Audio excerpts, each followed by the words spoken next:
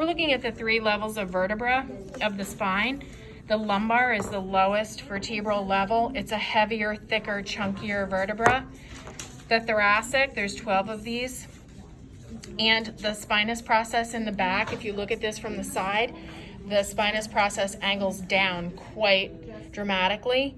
And then there are also 7 cervicals in the neck. These are much more delicate and small. And there's 3 foramen. There's transverse foramen, and then the vertebral foramen here is the larger one.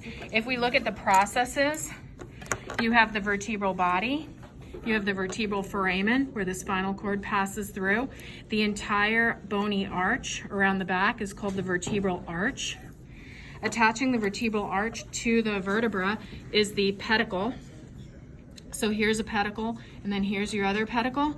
Coming out on both sides, here and here, are your 2 transverse processes.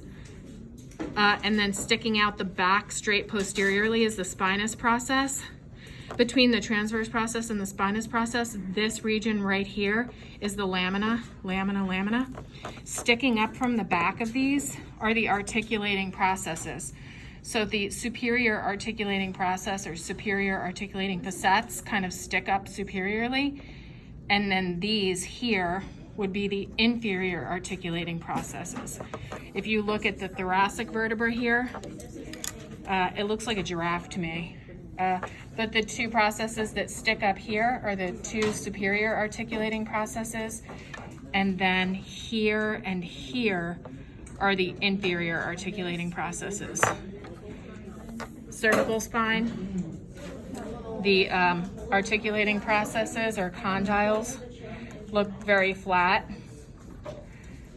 on both sides, superior and inferior. The spinous process is bifid, so that's sometimes split. You can see a much smaller vertebral body. C1 and C2 are special.